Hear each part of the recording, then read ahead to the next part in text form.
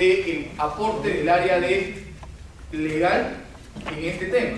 Al menos nos daría un poco más de luz, o al menos un poco más de orden.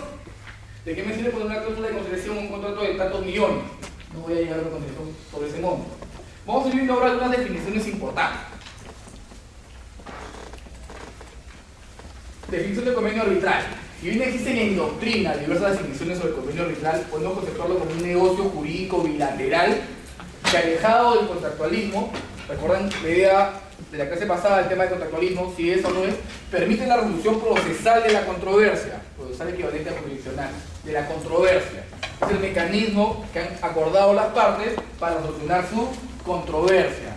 Por ello es indispensable ponerla antes de que se dé el conflicto, porque en etapa de conflicto es sumamente difícil ponerse de acuerdo. Contenido y forma.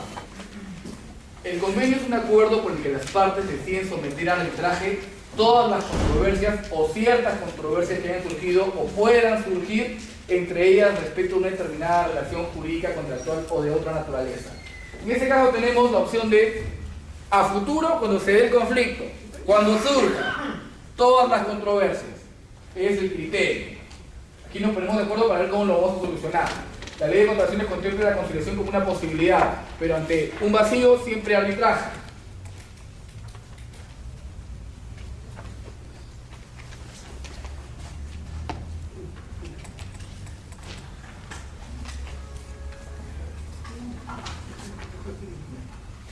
Bien, el convenio arbitral deberá constar por escrito. Podrá adoptar la fórmula de una cláusula o un acuerdo independiente. Fíjense, es importante esta parte, ¿eh?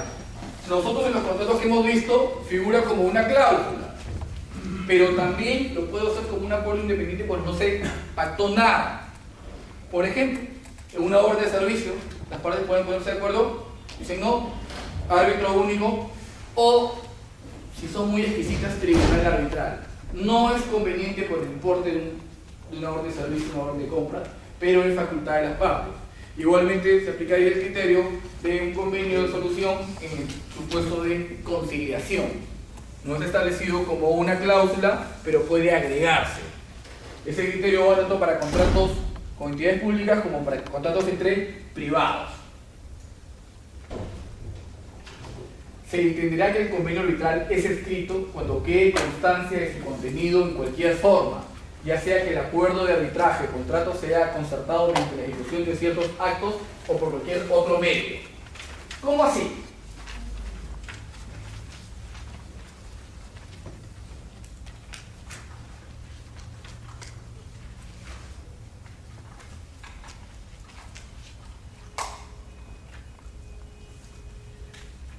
¿Cómo así? ¿Qué pasa si no se estableció nada? Y de repente una parte le dice a la otra, si no me pagas en 10 días, en 5 días voy a actuar iniciando el arbitraje. Y la otra parte le responde, puedes actuar iniciando el arbitraje porque yo designé como mi árbitro a fulano de tal. En el contrato no había cláusula arbitral, pero de la comunicación de las partes se desprende que han optado por el arbitraje como una solución a su controversia. Que no hay que ir más allá, ¿no? O sea, supongamos que se inicia el arbitraje y una de las partes diga, oye, pero no hay convenio arbitral. Sí, pues, pero ya me contestaste que se has designado tu árbitro, lo que implica que ya aceptaste por escrito que la solución se dé mediante arbitraje. Es el primer supuesto.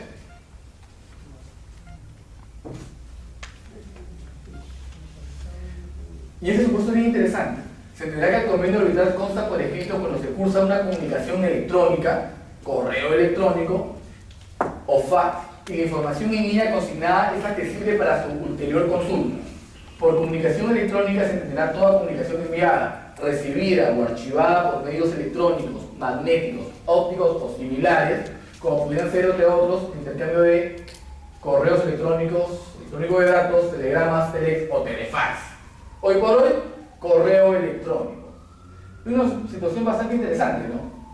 En un mundo en que avanza cada día más y que el tiempo es más importante, regla interbanco, el tiempo vale más que el dinero, pues inclusive puedo señalar que no estoy de acuerdo y pedir que se solucione el conflicto mediante arbitraje, no obstante que esa posibilidad no está incluida en el contrato, mediante un correo. Y lo importante del tema es que si la entidad me responde, perfecto, dinos el centro, o dime cómo va a ser el tribunal o árbitro único, o pongámonos de acuerdo para ver las negociaciones del convenio arbitral, ya está aceptando el arbitraje. Lo que implica la importancia de que ni siquiera se requiere un documento formal. Basta y se le da validez a esa comunicación electrónica o electromagnética. Se entenderá además que el convenio arbitral es escrito cuando esté consignado un intercambio de escritos de demanda y contestación en los que exista un acuerdo sea afirmada por una parte sin ser negada por la otra. Aquí es interesante, ¿no? Ya de frente presento la demanda. Claro, el tema es un poco fuera de contexto realmente, porque si estoy en un centro arbitral, que es donde usualmente los arbitrajes empiezan con la demanda, pues primero que nada tiene que haber un convenio en que las partes sometieron a ese centro. Si no, el centro no sería competente, sería un arbitraje ad hoc y se tendría que solicitar ante el OCE. Pero el primer supuesto es interesante, que es el que habíamos visto, la comunicación entre las partes. Pero no podría proceder una demanda arbitral. Porque ¿ante quién se interpone la demanda arbitral? Antes que el OCE. Supone que si el arbitraje empieza como, en el caso de arbitrajes ad hoc, con la solicitud, en el caso de arbitrajes institucionales, con la demanda. No olviden ese criterio. Ad hoc con la solicitud, institucional con la demanda. El supuesto que plantea se inicia con una demanda y la otra parte contesta. Pero aquí hay un primer criterio, que hay un primer tamiz evaluador. Cuando es demanda, es institucional. El centro de arbitraje tiene que verificar un mínimo de esfuerzo si es que las partes han aceptado someterse a él o no. De lo contrario, podríamos incurrir en una situación de nulidad. Es más, si viene una demanda de un centro y la otra parte le llega y no la contesta, ¿qué pasó acá? ¿Hay arbitraje o no hay arbitraje? ¿Hay arbitraje o no hay arbitraje? Yo presento mi demanda a la Cámara de Comercio. Fíjense, la Cámara de Comercio la acepta y corre traslado a la otra parte, a la entidad. La entidad no contesta ni no. ¿Hay arbitraje o no hay arbitraje? Un tema bien discutible. Lo que tendría que ver es justamente el punto 1. Las partes aceptaron someterse a ese centro. Por eso, justamente ahí es lo que estamos viendo. El contrato no ha dicho nada. Se asume un arbitraje ad hoc. Una de las partes inició presentando una demanda ante un centro de arbitraje, Cámara de Comercio. ¿Sí? Cámara de Comercio corre traslado. No se percató el secretario de frente corre traslado. ¿Cuál sería la reacción natural del área legal de la entidad? Mandar un escrito devolviendo la demanda indicando, señores, yo no me he sometido a arbitraje mediante este centro. Sería lo usual. Pero, y ese supuesto que establece este artículo es, si yo contesto la demanda y me dirijo al centro, se asume, uno, que hay convenio arbitral, y dos, que estoy asumiendo la facultad de que el arbitraje sea institucional. Exacto, tácitamente expresado mi voluntad. Porque podría haber rechazado, hubiera sido lo más adecuado. Hoy por hoy, cómo se comportan los procuradores que manejan la normativa con relación a este tema, oye, no hay un convenio arbitral, ¿por qué me están llevando a ese centro? Pero recordemos que esta parte de la normativa está ligada también al sector privado. Es perfectamente válido. Me viene una demanda de un centro, mi primera reacción contesto. Y luego me pongo a pensar, oye, pero no era el centro. No, que ya contesté. Ya asumí, uno, que el conflicto se resuelve mediante arbitraje. Y dos, le doy competencia al centro. La referencia hecha en un contrato o un documento que contiene una cláusula de arbitraje constituye un convenio arbitral por escrito, siempre que dicha referencia implique que esa cláusula forma parte del contrato. Es decir, en el contrato no se establece formalmente la cláusula, pero hace referencia a un extremo de un convenio arbitral. Por ejemplo, en el contrato suscrito con la entidad, en el supuesto de que no se aplicase de todas formas el arbitraje, yo pongo, el conflicto será resuelto tal como lo establecen las bases. Y en las bases he establecido que el conflicto se va a resolver por arbitraje mediante tribunal arbitral. Cubrí el vacío. Me remití a otro documento. completé el convenio. A eso se refiere esta parte del articulado. Lo adecuado es justamente cubrir de manera clara y precisa cómo se van a resolver los conflictos que se van a ir ocasionando en el día a día. El derecho evoluciona más lento que el comportamiento de las personas. Es cierto. Regula situaciones que se dan, pero no relaciones a futuro. A veces queremos adelantarnos a las cosas. A veces los abogados por artificios legales podemos cubrir la mayor cantidad de supuestos, pero siempre la realidad va a superar cualquier actitud legal. Aquí estamos las definiciones básicas. Mañana, bueno, en el video que ustedes van a ver el sábado, vamos a trabajar más sobre lo que es convenio arbitral. Hoy día, como señalé en un principio, vamos a desarrollar el tema por caso.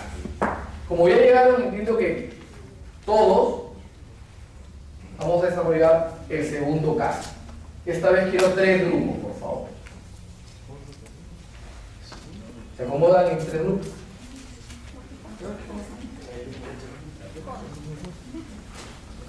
El contrato que me ha tocado exponer es el contrato de prestación de locación de servicios entre una empresa privada con un abogado para que preste servicios de asesoría legal.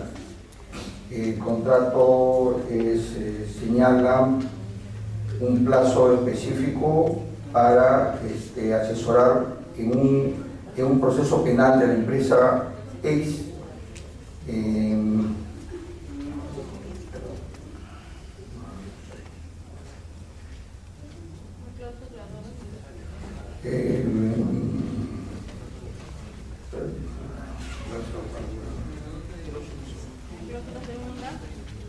A ver, escucho. Sí, estoy bien, entonces la segunda. Ya se ha señalado que solamente para realizar una defensa legal por un solo proceso en el cual está involucrado la empresa en un proceso penal contra el Estado.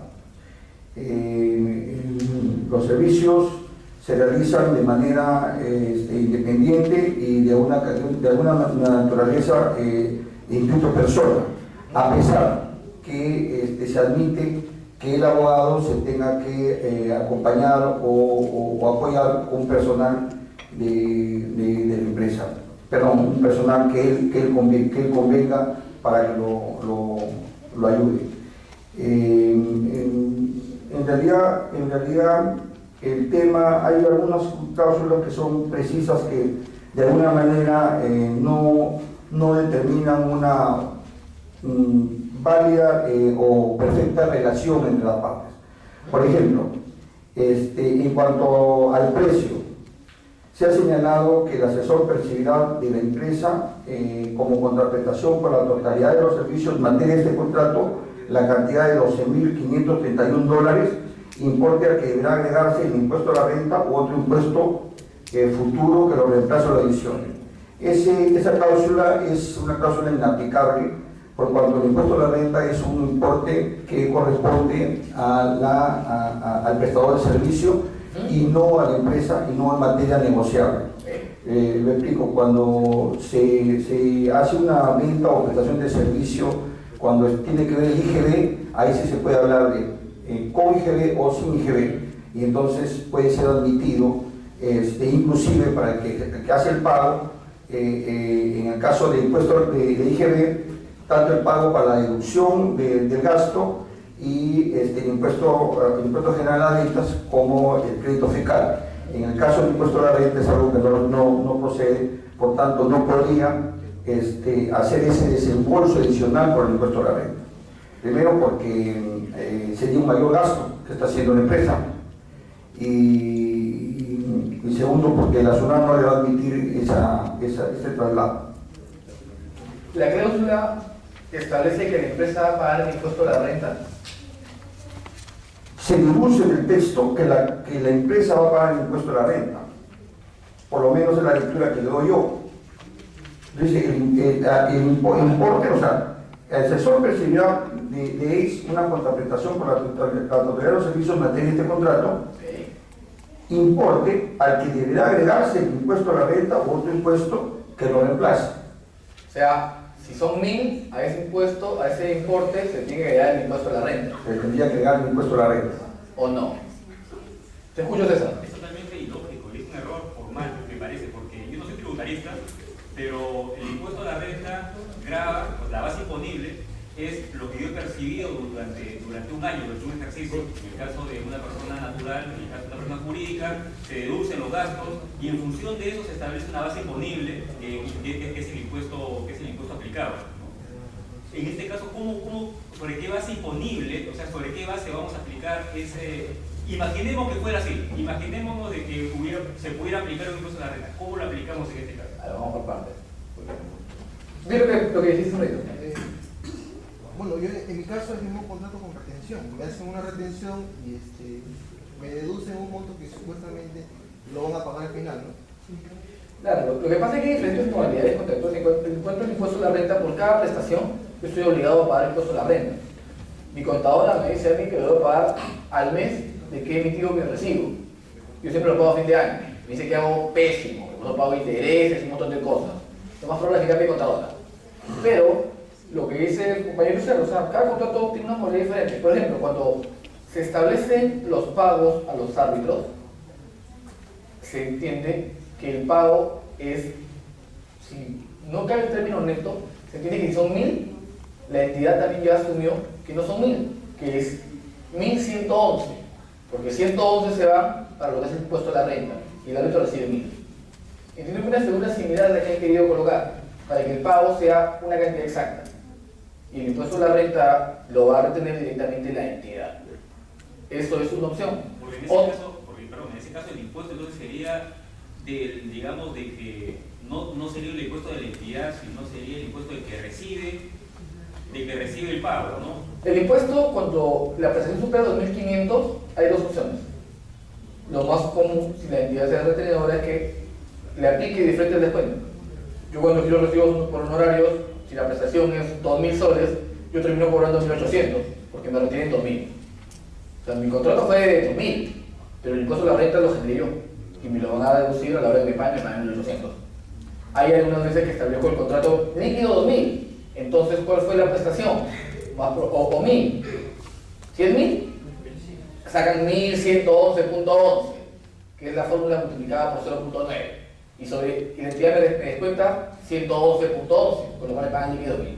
Son alternativas, pero son viables. No es que sea tan inexacto, son facultades, sobre todo que en este caso estamos en un contrato privado. Ok. Sí, pero solamente para que termine la idea, reitero, leído como estaba, por ejemplo, para la empresa, ese pago de impuesto a la renta que asumiría no podría ser deducido como gasto para el relacionar, porque el relacionar no le va a admitir el que... Ah, no, por supuesto, dijeron, no puedo decir. Solamente dijeron, entonces, como cláusula no es una cláusula, digamos, óptima, ¿no es cierto? Ok.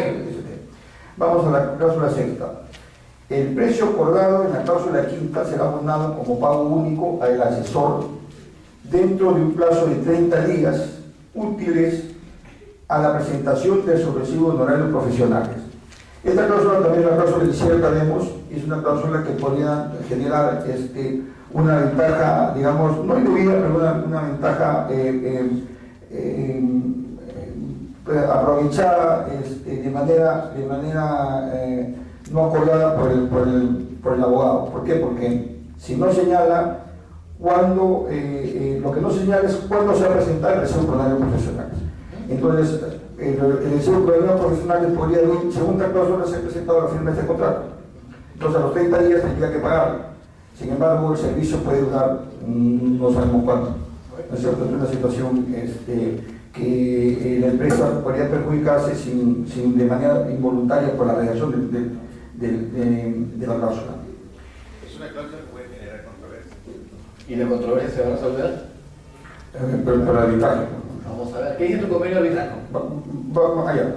Pero vamos A ver, sí, solamente para poder plasmar lo que han comentado los otros compañeros. El